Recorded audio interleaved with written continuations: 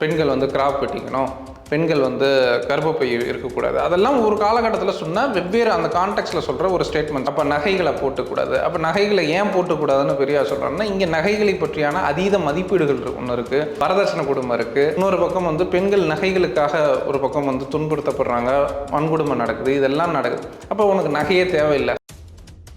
பெண்கள் வந்து அதீதமாக புள்ள பெற்றுக்கிட்டே இருக்கிறாங்க, இப்போ சாகுறாங்க, இதெல்லாம். அப்போ நீ எதுக்கு கர்ப்பப்பை வச்சுக்கிட்டு இருக்கு? பெரியாரே சொல்லியிருக்கிறாரு, என்னடா நீங்கள் போய் பணத்தை கும்பிட்டுக்கிட்டு இருக்கிறீங்க. முஸ்லீம்களோட மேடையில் வந்து இன்னைக்கு முஸ்லீம் சமூகத்தில் இருக்கக்கூடிய தவீத் அமைப்புகள், இயக்கங்கள் தர்கா கூடாது, தர்காவுக்கு போகக்கூடாது, தர்காவில் அதாவது தர்காவை நீங்கள் வழிபடக்கூடாது அப்படின்னு சொல்லக்கூடிய சூழலில் பெரியார் அன்னைக்கு வந்து பெரியார் ஒரு நாத்திகர் தான். பெரியார் அன்னைக்கு முஸ்லீம்களோட மேடையில் வந்து பெரியாரோடு தமிழுக்கு பங்காற்றிய பெரியாரோடு நீங்கள் கூட சேர மாட்டீங்க, தமிழை நீச பாஷைன்னு சொல்லக்கூடிய, தமிழை அந்நிய பாஷைன்னு சொல்லக்கூடிய பிராமணர்களோடு நீங்கள் கூட்டு சேர்ந்துக்குவீங்க. ஆனால் இங்கே நாயக்கர்களோடும் நாயுடுகளோடும் ரெட்டிகளோடும் இங்கே கூட்டு சேர மாட்டீங்க.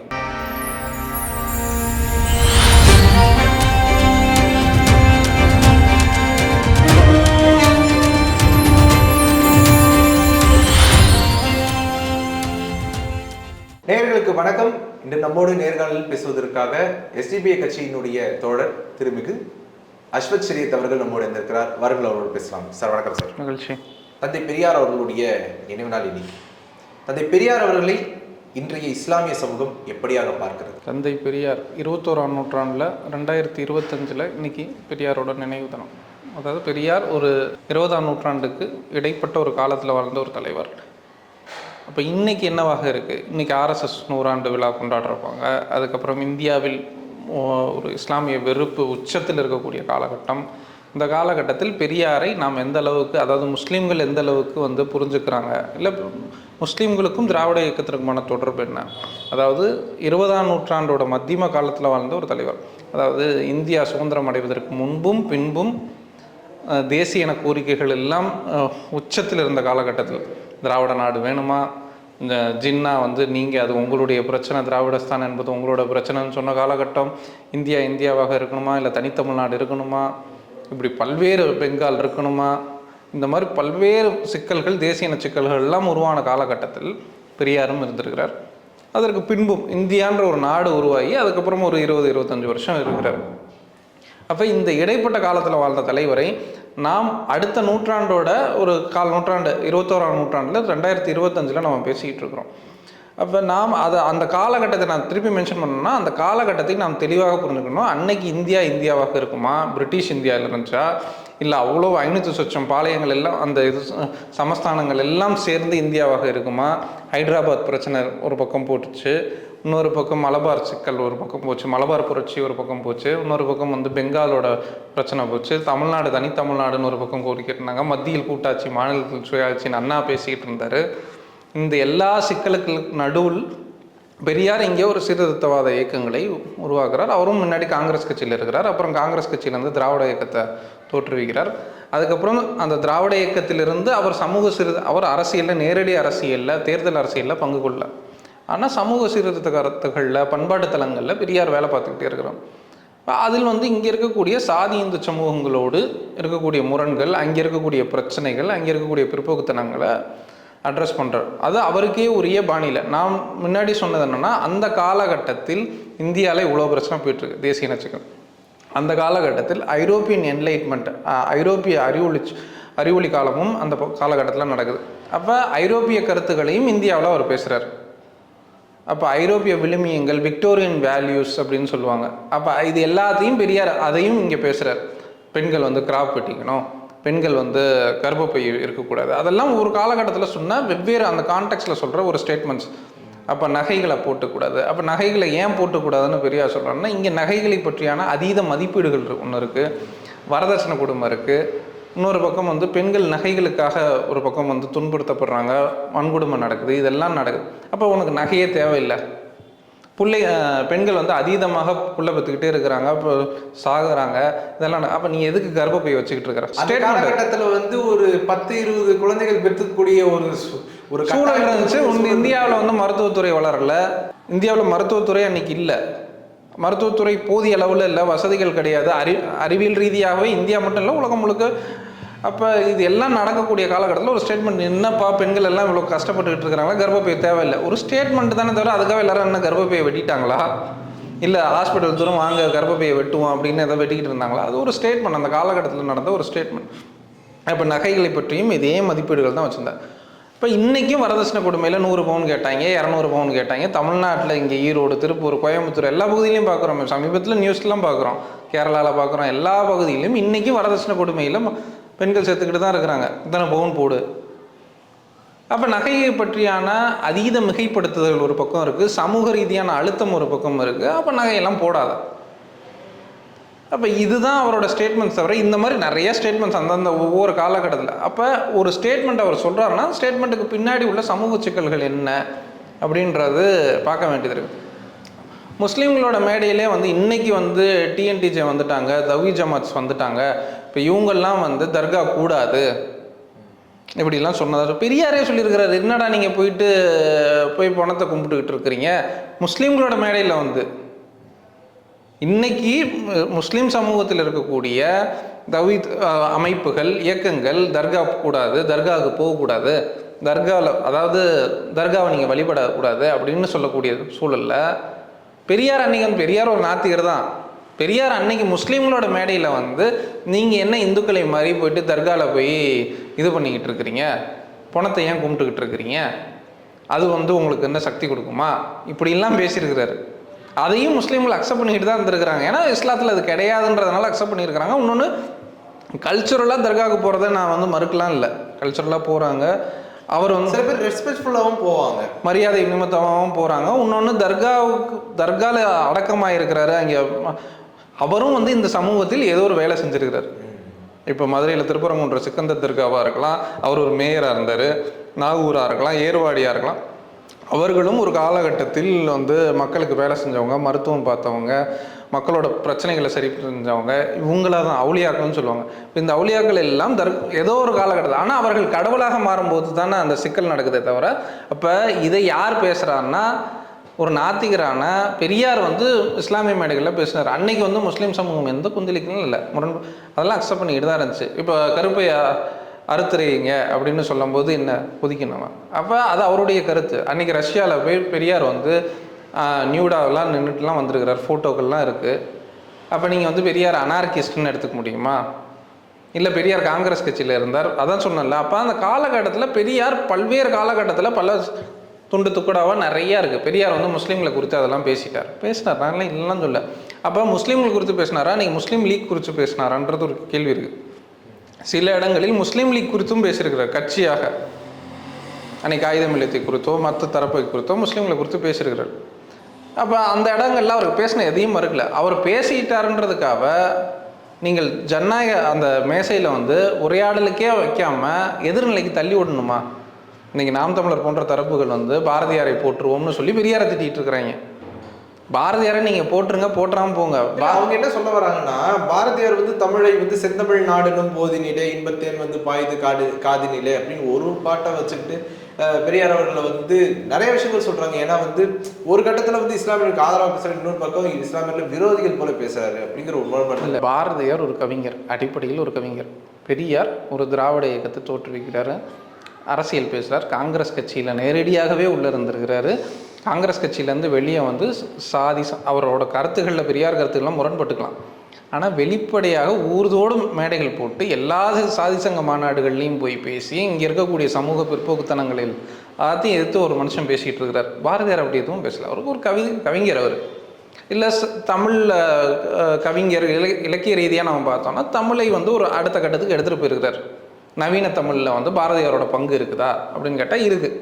அப்போ ஒரு கவிஞர்ன்ற அளவில் பாரதியாரை புரிஞ்சுக்கலாம். சரி, பாரதியாரோட கவிதையெல்லாம் நம்ம பார்க்கணும்னா சிந்து நதியின் மீது ஏறி இந்த பக்கம் சிங்கள தீவுக்கு பாலம் அமைப்போம்னா நீங்கள் நாம் தமிழர் கட்சி ஒத்துக்குமா? இங்கே சிங்களத்தீவுக்கு பாலம் அமைப்போம்னா எந்த தீவுக்கு பாலம் அமைக்கிறாங்க? ராமர் பாலத்துக்கு அமைக்கிறாங்களா? இன்னைக்கு புரிஞ்சுக்கணும்னா 2025 புரிஞ்சுக்கணும்னா ஆர்எஸ்எஸ் தமிழ் கவிஞராக இருந்திருந்தா ஈழநாடுன்னு சொல்லிட்டு இருக்கோம். ஈழநாடுன்னு சொல்லுங்க, இல்லை இலங்கைக்கு நம்ம பாலம் அமைப்போம்னு சொல்லுங்க, அப்படி கூட புரிஞ்சுக்கலாம். இலங்கைக்கு போய் பாலம் அமைச்சுங்க, அந்த லெவலில் ஒரு கவிஞர்ன்ற தெளிவாக சிங்களத்தீவுன்றார். அந்த இலங்கையை சிங்களத்தீவுன்னு சொல்றாரு சிங்களர்களுடைய. அப்போ அவர் சொன்ன அந்த பாடல்கள் எல்லாம் பார்த்தா அகண்ட பாரத கனவு தான் அது. ஆர்எஸ்எஸ் சொல்லக்கூடிய வாசுதேவ குடும்பம்னு சொல்லக்கூடிய அகண்ட பாரத கனவை தான் பாரதியார் கண்டிருக்கிறார். அப்போ நம்ம பாரதியார் கவிஞர்ன்ற அளவில் நம்ம பாராட்டலாம். நவீன தமிழை செழுமைப்படுத்தியிருக்கிறார், இது எல்லா அளவுலையும் நம்ம பாராட்டலாம். அப்போ பாரதியாரையும் நம்ம பாரதியாரையும் பெரியாரையும் ஒன்றா வச்சு பேசுகிறதே அடிப்படையில் முரண்பாடு. இவர் ஊர்தோறும் போய் பெரியார் மேடைகளில் மூத்திர சட்டியை தூக்கிட்டு ஊர்தோறும் போய் எல்லா முஸ்லீம்களோட மேடையில் பேசியிருக்கிறார், தலித்துகளோட மேடையில் பேசியிருக்கிறார், கிறிஸ்துவர்களோட மேடையில் பேசியிருக்கிறார், எல்லா சாதி சமூக மேடைகள்லையும் போய் பேசுகிறாரு. அங்கே இருக்கக்கூடிய பிற்போக்குத்தனத்தையும் பேசுகிறாரு. அவர் பேசுகிறதுல முரண்பாடு இருக்கலாம், இல்லை எதிர்த்து பேசலாம், என்ன வேணாலும் பேசலாம் நம்ம. ஆனால் பாரதியாரையும் பெரியாரையும் ஒப்புமைப்படுத்துறதுக்கான தகுதியே கிடையாது. பாரதியார் ஒரு கவிஞன்ற அளவையும் ஒரு அரசியல் இயக்கத்தை தோற்று வச்சவரையும் ஒன்றா வச்சு பேசுறது எப்படி? இது அடிப்படையிலே முரண். பாரதியார் பார்ப்பனராக நீங்கள் பேசுறியா? பார்ப்பனா பார்ப்பன இல்லை. அப்போ பிராமண கடப்பாறை கொண்டு திராவிட கோட்டையை இடிப்போமா?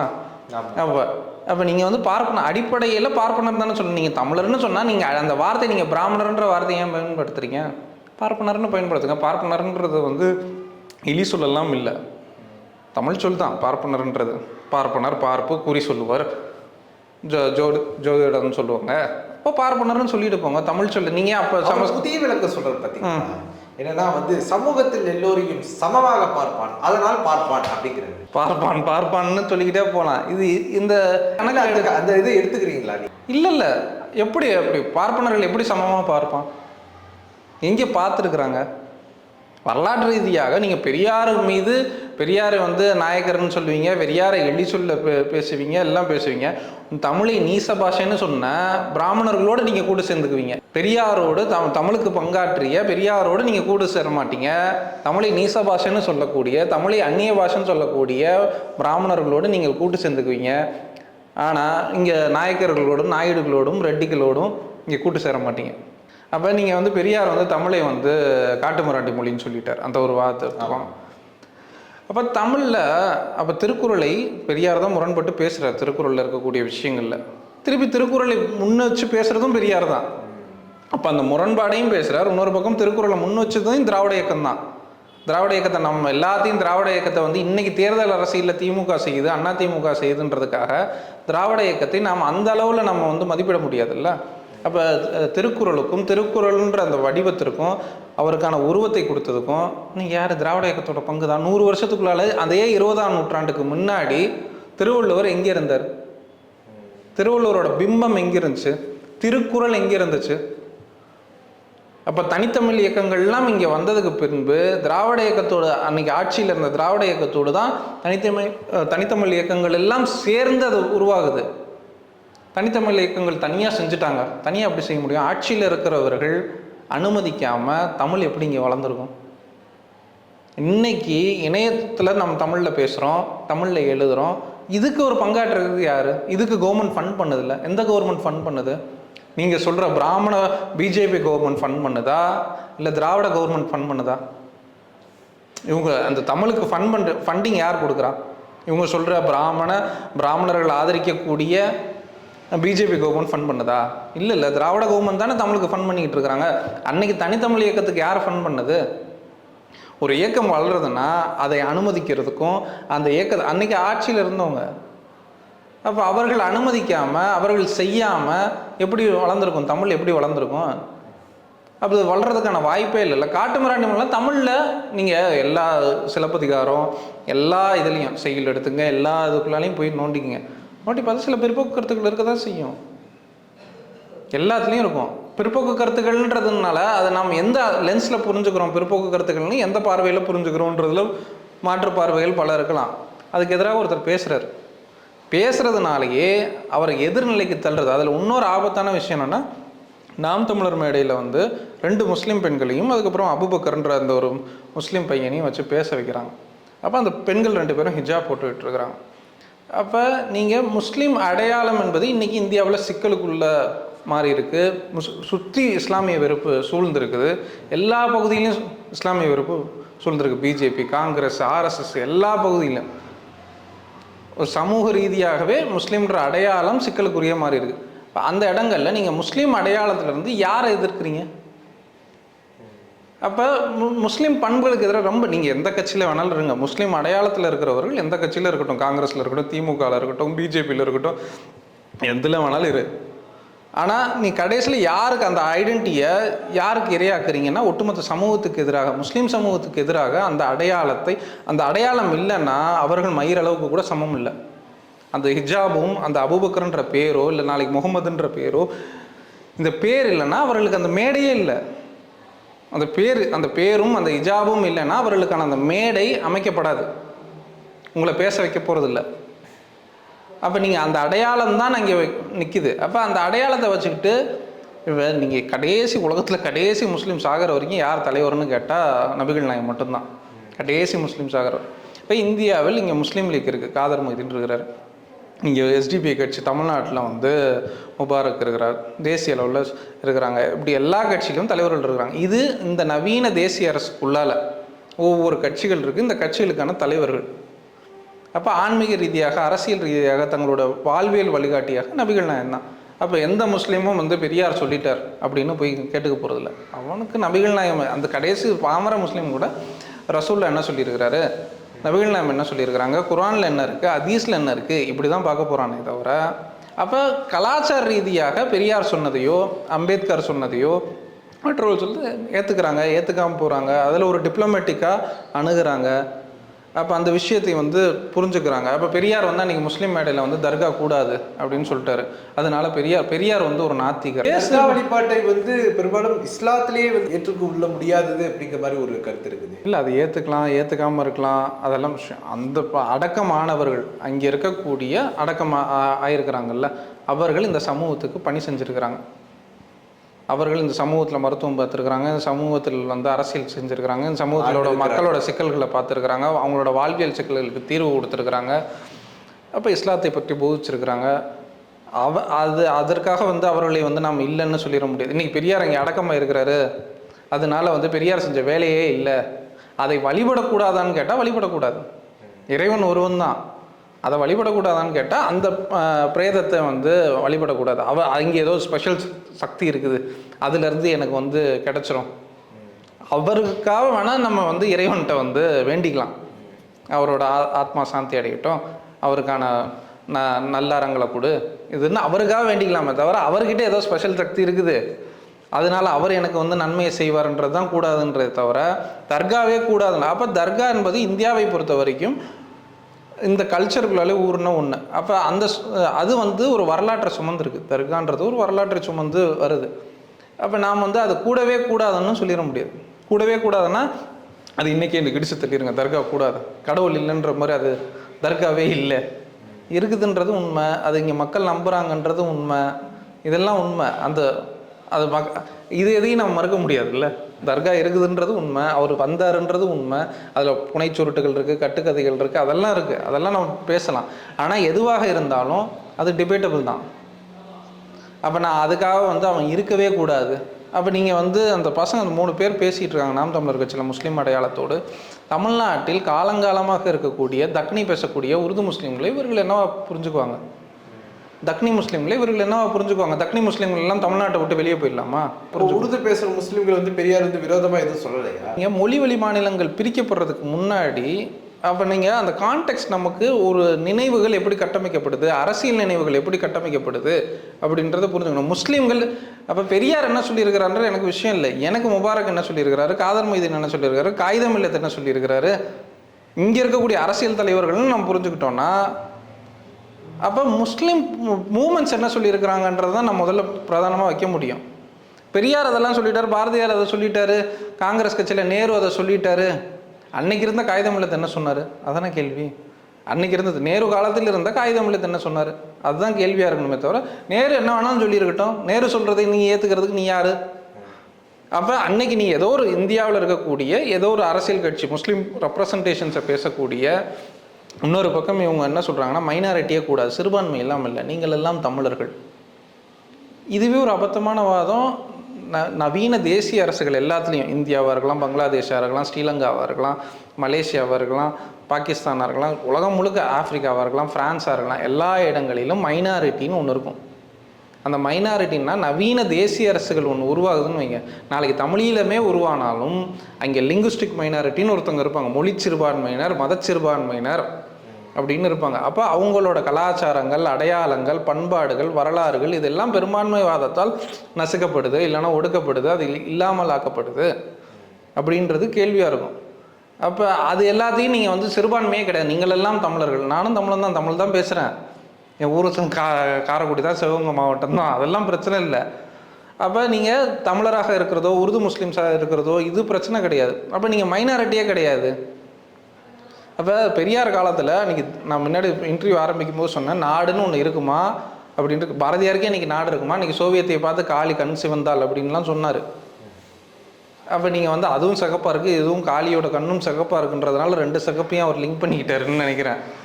அப்போ நீங்கள் இதையும் எப்படி நீங்கள் புரிஞ்சுக்க போகிறீங்கன்றது இருக்குது. இப்போ இன்றைக்கி இந்தியாவில் மொழி வழி சிறுபான்மையினர் இருக்க தான் செய்கிறாங்க. அதுக்கு என்ன பண்ண முடியும்? மத சிறுபான்மையினர் இருக்க தான் செய்கிறாங்க. அது ஒரு தேசிய அரசுக்கு கீழே அவங்களுக்கான உரிமைகள் வழங்கும். ஒரு தேசிய அரசுன்ற அந்த வடிவம் வந்து மத சிறுபான்மையினருக்கான அவங்களோட மொழி நசுக்கப்படுது, அவங்களோட ரிலீஜியன் வந்து அவங்களோட ஐடென்டிட்டிஸ் வந்து இன்செக்யூராக இருக்குது அப்படின்ற இடங்களில் கவர்மெண்ட் அதுக்கு ஃபண்ட் பண்ணும். அப்போ நாளைக்கு தமிழீழமே இவர்கள் கல்லக்கூடிய தமிழீழமே அமைஞ்சாலும் அங்கே மொழி வழி சிறுபான்மையினர் இருக்க தானே செய்வாங்க. அங்கே ஆந்திராவிலேருந்து போனவங்க இன்னும் இருக்குது, தெலுங்கு பேசுகிறவங்க தமிழீழத்தில் இருக்கிறாங்க. இவங்க சொல்ல லாஜிக் படி பார்த்தா இப்பயும் இருக்கிறாங்க. 2-3 யூடியூப் சேனல்ஸில் கூட பார்த்தேன், இப்பயும் இருக்கிறாங்க. ஒரு கணிசமான ஒரு 1000 கணக்கில் ஒரு ஆட்கள் இருக்கிறாங்க. அப்போ இங்கேருந்து மலைய தமிழர்கள் யார்? இலங்கையில் போன நாம் தமிழரை பொறுத்த வரைக்கும் மலைய தமிழர்கள் யார்? இப்போ அவனுக்கு மலைய தமிழர்கள் யார்? அவன் என்ன சொல்லுவான், பிரிட்டிஷ் காலத்திலேருந்து இங்கே வந்தவங்க இந்தியாவில் இல்லை, அங்கே காலங்காலமாக இந்த தமிழர்கள் மலைய தமிழர்களை 2ஆம் தர குடிமக்களாக பார்க்குறாங்க. அந்த பிரச்சனை இருக்குது. இவங்க எல்லாம் இந்தியாவிலேருந்து வந்தவங்க, இவன் இங்கேருந்து என்ன ராஜா வேலை பார்க்குறதுக்கு போனால் இங்கேருந்து இவர்களை வந்து கூலி வேலைக்கோ எல்லாத்துக்கும் பிரிட்டிஷ் இங்கேருந்து கூட்டிகிட்டு போகுது. அப்போ நீங்கள் இது என்னவா புரிஞ்சுக்குவீங்க? இவங்கெல்லாம் மந்தேரிகள், மலைய தமிழர்கள் எல்லாம் மந்தேரிகள், இல்லை சிங்களர்கள் எல்லாம் மந்தேரிகள். அப்போ நீங்கள் இன்க்ளூசிவ் பாலிடிக்ஸ் பேசுகிறீங்களா? இங்கே எல்லோரையும் உள்ளடக்கிய அரசியலை பேசுகிறாங்களா? அங்கே சிங்கள தரப்பும் பேசாததோட விளைவு தான் இங்கே போர். எல்லோரையும் உள்ளடக்கி இங்கே பேசியிருந்தாங்கன்னா அந்த பிரச்சனை கிடையாது. அங்கேயும் இதே மாதிரியான 20ஆம் நூற்றாண்டு மத்தியம காலத்தில் பிரிட்டிஷ் விட்டுட்டு போகிறான். பிரிட்டிஷ் விட்டுட்டு போனோன்னா அந்த இனப்பகையை வந்து அங்கே கிளறி விட்டுட்டு போகிறான். அப்போ அங்கே வந்து அரசு, ஆட்சி, அதிகாரங்கள் எல்லாத்துலேயும் சிங்கள தரப்பு இருக்கும்போது இயல்பாகவே அங்கே தமிழர்களுக்கு வந்து தன்னோட அப்போ ஸ்ரீலங்காவை பொறுத்த வரைக்கும் ஸ்ரீலங்கா தன்னோட மைனாரிட்டியை ஒழுங்காக பார்த்துருந்தாவே இந்த பிரச்சனை இருந்திருக்காது. அடிப்படையில் சிக்கல் என்னென்னா, ஸ்ரீலங்கன் கவர்மெண்ட் அன்னைக்கு அமைஞ்ச பிரிட்டிஷ்க்கு பின்பு அமைஞ்ச கவர்மெண்ட் வந்து அங்கே இருந்த ரிலீஜியஸ் மைனாரிட்டியான முஸ்லீம்கள், லிங்குஸ்டிக் மைனாரிட்டியான தமிழர்கள். அப்போ இன்றைக்கி அங்கே வந்து இன்றைக்கி ஆர்எஸ்எஸ் அங்கே இருக்குது ஸ்ரீலங்காவில். இன்றைக்கி மாட்டுக்கறி திங்கக்கூடாதுன்றான். இன்றைக்கி வந்து நாங்கள் வந்து அப்படிலாம் கிடையாதுன்றான். ஒரு காலத்தில் சமயம்னு பேசுனாங்க. ஒரு 2009-10 கூட சமயம் அப்படின்னு தான் சொல்லுவாங்க, இந்துன்னு சொல்ல மாட்டாங்க, நாங்கள் சைவம் இல்லை சமயம் அப்படின்ற வாதம் தான் இருந்துச்சு. இன்றைக்கி இந்துக்கள்னு சொல்லக்கூடிய அந்த உரையாடல்களை வந்து ஸ்ரீலங்காவில் உருவாக்குறான். அது அப்போ நீங்கள் அந்த பிராமண கடப்பாறையோடு நீங்கள் மோத போகிறீங்களா? அப்போ அந்த தரப்போடு நீங்கள் வந்து அங்கே இவர்கள் பேசுகிறது எல்லாமே மித்து. அப்போ அந்த மித்தை வச்சுக்கிட்டு அந்த காலகட்டத்தை வந்து இன்றைக்கி மக்கள்கிட்ட குழப்பிக்கிட்டு இருக்கிறாங்கல்ல, அது ரொம்ப ஆபத்தானது. அப்போ இவங்க சொல்கிற தமிழீழத்தில் ஒரே நாளில் முஸ்லீம்கள் தமிழர்கள் இல்லைன்னு விரட்டடிக்கப்பட்டாங்க. கையில் 5 பைசா இல்லாமல், கையில் காசு இல்லாமல், துணி மணி எதுவும் இல்லாமல், கையில் சும்மா எடுத்துகிட்டு போங்கன்ட்டு ஒரே நாளில் வந்து வடக்கில் வந்து முஸ்லீம்கள் எல்லாத்தையும் அனுப்புகிறாங்க. அப்போ அவர்களை தலைவர்களாக கொண்டவர்கள் இப்போ யார்? இப்போ அதை நீங்கள் வந்து இப்போ நீங்கள் பிரபாகரனை இந்தியாவுக்கோ இல்லை தமிழ்நாட்டுக்கோ எடுத்துகிட்டு வந்து பேசுனீங்கன்னா, அப்போ நான் அந்த கேள்வியை கேட்க முடியும். இலங்கையோட அரசியல் தேவையில்லாத ஒரு விஷயம், இந்தியாவுக்கு இப்போ இந்தியான்ற இந்த ஆட்சியின் கீழே தேவையில்லாத ஒரு விஷயம். அப்போ தமிழர்களாக நம்ம பேசலாம், அந்த ரைட்ஸை பேசலாம், உலகம் முழுக்க பேசலாம், பாலஸ்தீனுக்கு பேசலாம், இலங்கைக்கு பேசலாம், எல்லாம் பேசலாம். அப்போ நீங்கள் அங்கேருந்து ஒரு தலைவரை எடுத்துகிட்டு வந்து இங்கே பேசுனீங்கன்னா இப்போ இந்த சிக்கல் வரும். அப்போ பிரபாகரன் அன்னைக்கு செஞ்சது என்ன அப்படின்ற ஒரு கேள்வி வரும். அங்கே முஸ்லீம்கள் இவர்கள் செஞ்சது என்ன? அப்போ நீங்கள் உருது முஸ்லீம்களுக்கு எதிராக பெரியார் பேசவே இல்லை. பெரியார் முன்னுக்கு பின் முரணாக பல்வேறு கருத்துக்களை பேசிட்டார். பெரியார் என்ன பேசினா எனக்கு என்னன்றதான் கேள்வி. என்னுடைய தலைவர்கள் என்ன பேசினாங்க? பெரியார் பேசுனது எல்லோருக்கும் ஏற்றுக்கொள்ளக்கூடிய கருத்துக்களும் இருக்குது, முரண்பட கருத்துக்களும் இருக்குது. அது எல்லாமே டிபேட்டபிள். அந்த டிபேட்டெல்லாம் நான் செய்ய மாட்டேன், அந்த விவாதத்திற்குள்ளாலே நான் வரமாட்டேன். பெரியார்ன்றதை நான் வந்து எந்த கேம்பில் போய் உட்காந்துக்கிறாங்க, எந்த முகாமில் போய் உட்காந்துக்கிட்டு பிராமண முகாமில் போய் திராவிட கடப்பாறையை அடிப்பாங்களாம். அப்போ இது எந்த கேம்பில் இன்றைக்கி பிராமண முகாம்ன்றது என்ன? ஆர்எஸ்எஸோட கேம்ப்பு. அந்த ஆர்எஸ்எஸ் கேம்பில் உட்காந்துக்கிட்டு இவங்க வந்து திராவிடத்தை உடைக்கிறாங்கன்னா இவங்க யாருக்கு வேலை பார்க்குறாங்க? அதில் நீங்கள் வந்து முஸ்லீம் ஐடென்டிட்டிஸை வச்சுக்கிட்டு நீங்கள் பேசுகிறீங்க. இந்த 2 பெண்களும் ஃபாத்திமாவும் தாரிகாவும் அபுபக்கரும் பேசிகிட்டு இருக்கிறாங்க. அப்போ அந்த முஸ்லீம் ஐடென்டிட்டிஸை நீ எதுக்கு பயன்படுத்துகிற? ஊர் பக்கம் வழக்கு மொழியில் ஒன்று சொல்லுவாங்க, ஒன்றெல்லாம் சாதியிலையும் சேர்க்க முடியாது, ஜமாத்துலையும் சேர்க்க முடியாதுன்ட்டு. நாம் தமிழர் கட்சி ஒரு பக்கம் ஊர் ரீதியாக சாதி ரீதியாக போய் சேர்த்துக்குவாங்க. அங்கே போய்ட்டு தேர்தலில் போய் உட்காந்துக்குவாங்க, எல்லாம் பண்ணிக்குவாங்க. ஒன்று ஜமாத்லையும் சேர்த்துக்க மாட்டாங்க, சாதிலையும் சேர்த்துக்க மாட்டாங்க. கடைசி வரைக்கும் தனியாக புலம்பிகிட்டு இருக்க வேண்டிய தேவையாக இருக்கும். அப்போ முஸ்லீம் பொசிஷன்லேருந்து பேசுகிறதுக்குன்ற ஒரு மொழி இருக்குது. இப்போ அந்த மொழிக்கு எதிராக, அந்த பண்புக்கு எதிராக ரொம்ப இழிவாக நாகரிகமற்று என்ன வேணாலும் பேசிடலாம். அன்றைக்கி ஆர்எஸ்எஸ் ஆச்சு பாகிஸ்தானுக்கு போகணுன்னு சொன்னார், பெரியார் ஆப்கானிஸ்தானுக்கு போகணுன்னு சொன்னார். அப்போ இவங்க என்னவா புரிஞ்சுக்கிறாங்க? இப்போ நான் வந்து பாகிஸ்தானுக்கு போகணுமா, ஆப்கானிஸ்தானுக்கு போகணுமா, இல்லை சைனாவுக்கு போகணுமான்னு தெரியல. இப்போ சைனாலேயும் உய்கூர் பிரச்சனை இருக்குது. அப்போ இவங்க நாங்கள் வந்து தமிழ் இல்லாமல் அமைப்போம், தனித்தமிழ்நாடு கேட்போம். பேச 2வது நாள் கட்சி இருக்காது. 2வது நாளில் பேசின அரை மணி நேரத்தில் கட்சி இருக்காது. இப்போ எல்லாருக்குமே என்னமோ தெரியாத மாதிரி இங்கே சின்னம் வாங்குவதோ, இது தேர்தலில் நிற்பதோ எல்லாருக்கும் எவ்வளோ பிரச்சனைன்னு தெரியும். சீமான் மூஞ்சி மாதிரியே வச்சுக்கிட்டு ஒரு சின்னம் வாங்குறாங்க, ஏர் உழுகிற மாதிரியான ஒரு சின்னம். இது இயல்பாக இவர்களோட பிராமண கேம்பு கொடுத்த பரிசு. அந்த சின்னம் பிராமண கடப்பாறை கொடுத்த பரிசு தான் வந்து அந்த ஏர் உழுவை. அதே சீமான் மூஞ்சியை வச்சுக்கிட்டு கொடுக்குறாங்க. அப்போ நீங்கள் எந்த கேம்பில் உட்காந்துக்கிட்டு பெரியாரை நீங்கள் பேசுகிறீங்க? பெரியார் பேசுவது ஏற்றுக்கணும்னு அவசியம் இல்லை, ஏற்றுக்குங்க, ஏற்றுக்காமல் போங்க. ஆனால் நீங்கள் எந்த கேம்பில் இப்போ உட்காந்துக்கிறீங்க? எந்த முகாமில் உட்காந்து திராவிட தரப்பே இருக்கிறீங்க? ஆர்எஸ்எஸ் முகாமில் உட்காந்துக்கிட்டு நேரடியாக நீங்கள் பெரியாரை எதிர்ப்பீங்கன்னா இப்போ உங்களையும் நாங்கள் எதிர்க்க தான் தேவணும். அப்போ நீங்கள் வந்து அதுக்காக நான் வந்து பெரியார் சப்போர்ட்டர், நான் பெரியாரஸ்லாம் இருக்கணும்னு அவசியம் கிடையாது.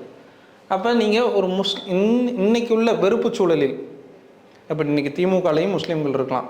இப்போ இதில் இன்னொரு சிக்கலில் நான் இன்னொன்று திமுகவுக்கோ இல்லை மற்ற தரப்புக்கோ இந்த லெஃப்ட் மூமெண்ட்ஸ்க்கோ அடையாளப்படுத்த வேண்டியது என்னென்னா, அங்கே ஹிஜாப் போட்ட 2 முஸ்லீம் பெண்களை நீங்கள் சொல்லக்கூடிய, அவர்கள் சொல்லக்கூடிய இனவாத தரப்பு, அவர்கள் சொல்லக்கூடிய மொழிவெறி தரப்பு, ஹிஜாப் போட்ட 2 முஸ்லீம் பெண்ணையும் ஒரு முஸ்லீம் பையனையும் நிற்க வச்சு பேச வைக்கிறாங்க. உன்னோட கேம்பில் இருக்கிறது எல்லாமே நாத்திக தரப்பாகவும், ஹிஜாபை துறந்த தரப்பாகவும், ஹிஜாபுக்கு வெளியே இருந்து பேசுகிற தரப்பாகவும் நிற்குது. திமுகவாக இருக்கலாம், காங்கிரஸாக இருக்கலாம். அப்படி இருந்தால் தான் நீ ஏற்றுக்குவேன். இப்போ இதுக்கு இந்த 2க்கும் இடைப்பட்டு தான் நான் பேசிகிட்டு இருக்கிறேன். எஸ்டிபிஐ கட்சியிலேருந்து இந்த 2க்கு உன்னோட கேம்பில் இருக்கிற முஸ்லீம்கள், முஸ்லீம் பெயர் கொண்டவர்கள் எல்லோரும் யாராக இருக்கிறாங்கன்னா பேரளவில் முஸ்லீம்களாக இருக்கிறாங்க, இல்லை இஸ்லாமிய விழுமியங்களுக்கு எதிராக பேசுகிறவங்களாக இருக்கிறாங்க. இந்த தரப்பாக இருக்குது, இந்த கேம்புக்குள்ளால் இருக்குது முஸ்லீம்கள். இப்போ நான் பேர் காலச்சூடில் புத்தகம் போகிற தரப்பாக இருக்குது. அப்போ இஸ்லாமோஃபோபியா இண்டஸ்ட்ரி வந்து வளர்த்து விட்ட வார்ப்புகளாக இருக்கிறாங்க. இப்போ நீங்கள் முஸ்லீம்களோட ஐடென்டிட்டிஸ் இன்றைக்கி சிக்கலாக இருக்குல்ல. அப்போ நீங்கள் ஒரு முஸ்லீம் ஐடென்டிட்டியோட திமுகலேருந்து பேசுவீங்க, ஹிஜாபோடு பேசுவீங்க. ஒரு பொண்ணை ஹிஜாபெல்லாம் இல்லாமல் நீங்கள் நினைக்கக்கூடிய உங்களோட ஃப்ரேம் ஒர்க்கில் ஒரு ஆளை நீங்கள் எம்பி ஆக்குவீங்க, உங்களோட ஃப்ரேம் ஒர்க்குள்ளால் உள்ள ஆளை நீங்கள் வச்சுக்குவீங்கன்னா இந்த சிக்கல் எல்லாத்தையும் நீங்கள் அனுபவிச்சு தான். இந்த பிரச்சனை எல்லாத்தையும் நீங்கள், எங்களுக்கு ஒரு பிரச்சனையும் இல்லை, முஸ்லீம்களுக்கோ எஸ்டிபிஐ கட்சிக்கோ எந்த பிரச்சனையும் இல்லை. நான் அந்த பிரச்சனையை ரொம்ப தெளிவாக சொல்கிறேன். எஸ்டிபிஐ கட்சிக்கோ ஒட்டுமொத்த முஸ்லீம்களுக்கு தெளிவாக தெரியும், கடைசி முஸ்லீம் இருக்கிற வரைக்கும் நபிகள் நாயகம் தான். இந்த ஸ்டேட்டுக்குள்ளால் உள்ள சிக்கலுக்காக எஸ்டிபிஐ கட்சி இருக்குது, முஸ்லீம் லீக் இருக்குது, மாமக இருக்காங்க, இங்கே கட்சிகள் இருக்கிறாங்க. அப்போ நீங்கள் இதை புரிஞ்சுக்கிறதுக்கு எந்த கேம்புக்குள்ளால் இருக்கிறீங்கன்றதை புரிஞ்சுக்க வேண்டியது இருக்குது. இன்றைக்கி முஸ்லீம் அடையாளம் இந்தியா முழுக்க வெறுப்புக்குள்ளாக்கப்பட்டிருக்கு. அப்போ அந்த ஐடென்டிட்டிஸை நாம் தமிழர் போன்ற இந்த கட்சிகள் பயன்படுத்துகிறாங்க. அப்போ நீங்கள் யாராக பயன்படுத்துகிறீங்க? உங்கள் கட்சிகளுக்கு வரக்கூடிய முஸ்லீம்கள் யாராக இருக்காங்க? காங்கிரஸ்குள்ளால், திமுகக்குள்ளால், உங்களோட ஃப்ரேம் ஒர்க்கில் நாத்திக விழுமியங்கள் எல்லாத்தையும் ஏற்றுக்கிட்ட, இல்லைனா ஹிஜாபை துறந்த சோகால் லிபரலாக இருக்கக்கூடிய அந்த பொண்ணு பேசும்போது சொன்னிச்சு எல்ஜிபிடிக்யூ எல்லாம் பெரியார் சப்போர்ட் பண்ணார். பெரியார் காலத்தில் எல்ஜிபிடிக்யூன்னு ஒன்று கிடையாது. அப்போ நீங்கள் வந்து பெரியார் இப்போ எல்ஜிபிடிக்யூவோட பாலிட்டிக்ஸ் என்ன, அது கடந்த 20 வருஷங்களில் கார்ப்பரேட் எப்படி வளர்க்குறான், இப்போ எதை பற்றியும் பேசிக் ஐடியாஸே இல்லாமல், ஒரு மானுடவியல் சிந்தனையோ சமூகவியல் சிந்தனையோ எதுவுமே இல்லாமல் துண்டு துக்கடாவா இன்றைக்கி வந்து எப்படின்னா நபிகள் நாயகம் அதை சொல்லிட்டார் அப்படின்னு ஒரு 2 கோட்டு, 2 வரி. அதுக்கு முன்னாடி என்ன நடந்துச்சு, பின்னாடி என்ன நடந்துச்சு, அந்த காலகட்டத்தில் என்ன நடந்துச்சு, அந்த காலகட்டத்தில் யார் யாரெல்லாம் ஆட்சி செஞ்சால், இப்போ இது எல்லாத்தையும் புரிஞ்சுக்காமல் நபிகள் நாயகம் சொல்லிட்டார் அப்படின்னு ஒரு தரப்பு, ஒரு பெரியார் அதை சொல்லிட்டார். எடுத்துகிட்டு வருவாங்க. உங்ககிட்டயோ எங்கிட்டயோ என்ன பண்ணுவாங்கன்னா, ஒரு வாட்ஸ்அப்லேயோ இல்லை இன்ஸ்டாகிராம்லேயோ சோஷியல் மீடியா பேஜஸில் எடுத்துகிட்டு வந்து 2 லைனை பெரியார் சொல்லிட்டார், என்ன பதில் சொல்கிறார், இது இப்போ 2025 வந்து கேட்பாங்க. பெரியார் அந்த காலகட்டத்தில் எதுக்கு சொன்னார், ஏன் சொன்னார்? பெரியார்னு விட்டுருங்க, ஒரு மனுஷன் ஏன் அதை சொல்கிறான்? அப்போ அந்த சூழல் என்னவாக இருந்துச்சு? இதை பற்றியெல்லாம் நான் சிந்திக்கவே மாட்டேன். பெரியார் சொல்லிட்டாருன்னா உலகம் முழுக்க கோடிக்கணக்கான பேர் கோடிக்கணக்கான விஷயத்தை பல விஷயங்கள் சொல்லிக்கிட்டு தான் இருக்கிறாங்க. எல்லாத்தையும் அக்செப்ட் பண்ணிட்டு தான் வாழ்ந்துக்கிட்டு இருக்கிறோமா? அப்போ நாம் இந்தியாவை பொறுத்த வரைக்கும் ஒரு சிறுபான்மையினர் இருக்கும்போது அதில் என்ன டிப்ளமேட்டிக்காக பேச வேண்டிய சூழல் இருக்குது. அது காங்கிரஸ் கட்சியோடும் அப்படி தான் பேச வேண்டியது இருக்குது. நீங்கள் எதிர்ப்பீங்க, ஒரு பக்கம் காங்கிரஸ் கட்சியை, ஒரு பக்கம் அங்கே ஈழத்தில் போர் நடத்திட்டாங்க அப்படின்னு. நீங்கள் பிஜேபியை சப்போர்ட் பண்ணுங்க. அந்த பிராமண கடப்பாரை தமிழீழத்தை ஆதரிக்குதா? காங்கிரஸ் எதிர்க்குதுன்னு சொல்கிறாங்க. காங்கிரஸ் தான் கொன்று போட்டான் அப்படின்றாங்க. காங்கிரஸ் கொன்று போட்டுச்சா, பிராமண கடப்பாறை கொன்று போட்டுச்சா? ஈழத்தில் தமிழர்களை காங்கிரஸ்ன்ற ஒரு கட்சி கொன்று போட்டுச்சா, இல்லை பிராமண கடப்பாறை தமிழ் ஈழத்தை உடைத்ததா? அப்போ நீங்கள் அந்த பிராமண கடப்பாறையோடு சேர்ந்துக்கிட்டு தமிழ் ஈழத்தை உடைச்சிருக்கிறீங்க. அப்போ இப்போ இன்னைக்கு சீமான் பண்ணக்கூடிய வேலைகளில் எனக்கு பிரபாகரனை நான் அக்செப்ட் பண்ணல. ஆனால் சீமான் பிரபாகரனை ஒரு ஜோக்கர் மெட்டீரியலாக மாற்றிட்டு இருக்கிறார். அவர் கூட ஆமக்கறி சாப்பிட்டேன், முயல்கறி சாப்பிட்டேன், மான்கறி சாப்பிட்டேன், ஊறுகாய் சாப்பிட்டேன், ஒரு ஜோக்கர் மாதிரி கிட்டத்தட்ட ஒரு ஜோக்கராக மாற்றிட்டு வர்றார் அந்த பிம்பத்தை. நீங்கள் பிரபாகரனோட அரசியல் ஏற்றுக்காம போங்க, அது விஷயம் கிடையாது. ஆனால் என்னதான் இருந்தாலும் அவர் இறந்துருக்கிறாரு, கொல்லப்பட்டிருக்கிறாரு, இனத்திற்காக கொல்லப்பட்டிருக்கிறாரு. ஒரு சிங்கள ஸ்டேட் கொண்டிருக்கு, சிங்கள ஸ்ரீலங்கன் ஸ்டேட் தான் கொண்டிருக்கு, கொலை செய்திருக்கு. 7 லட்சக்கணக்கான மக்கள் கொல்லப்பட்டிருக்கிறாங்க தமிழ் ஈழத்தில். அப்போ நீங்கள் அதை ஜோக்கா மான்கறியாகவும் மான்கறி ஊறுகாய் சாப்பிட்டது, இது என்ன கணக்கில் எடுப்பீங்க? ஆமக்கறியாகவும் இது என்னவாக புரிஞ்சுக்கிற? அப்போ இன்றைக்கி ஸ்ரீலங்காவோட அரசியல் கடந்த 15-20 வருஷத்தில் முற்று முழுதும் மாறிடுச்சு. இங்கே இருக்கிற தமிழ்நாட்டு தற்கூறிகளுக்கு ஸ்ரீலங்காவில் நடக்கக்கூடிய அரசியல் ஒன்றுமே புரியல. ஸ்ரீலங்காவில் நடுவில் பார்லிமெண்ட்டில் இது பண்ணாங்க, மக்கள் எல்லாம் கூடினாங்க, அங்கே ஒரு லெஃப்ட் கவர்மெண்ட் ஆட்சி அமைச்சிருக்கு. அன்னைக்கு ஜேவிபியாக இருந்தது, இன்றைக்கி வேற ஒரு கட்சியாக மாறி அங்கே ஆட்சி அமைச்சிருக்கிறாங்க. அது எல்லாத்தையும் தமிழர்கள் தான் ஓட்டு போட்டிருக்கிறாங்க. ஸ்ரீலங்கன் பார்லிமெண்ட்டில் ஒரு விஷயம் பேசப்படுது. ஸ்ரீலங்காவோட அரசியல் முற்றுமுழுதாக மாறிடுச்சு. ஆனால் இங்கே தமிழ்நாட்டுக்குள்ள உட்காந்து என்ன பேசிகிட்டு இருக்கிறாங்க அவங்க? அப்போ இதில் இவர்கள் தான் பிராமண கடப்பாறையோடு சேர்ந்துக்கிட்டு எனக்கு டவுட்டாக இருக்குது. இவர்கள் காங்கிரஸை அழிக்கலாம் இல்லை, பிராமண கடப்பாறையோடு சேர்ந்துக்கிட்டு காங்கிரஸையும் வீழ்த்துறாங்க. ஏன்னா காங்கிரஸ் ஏன்னா ராகுல் காந்தி இன்றைக்கி ஓபிசி பாலிடிக்ஸ் பேசுகிறார், அவரே வந்துட்டாங்க. அந்த காங்கிரஸ் இன்றைக்கி ஓபிசி பாலிடிக்ஸ் பேசுகிற அளவுக்கு வந்துருச்சு. இவர்கள் என்ன பண்ணுறாங்கன்னா பிஜேபியோட பிராமண கடப்பாறையோடு சேர்ந்துட்டு இருக்கிறாங்க நாம் தமிழர். உங்களுடைய நேரத்தை ஒதுக்கி எங்களோட கருத்தில் பந்தமைக்கு நன்றி சார்.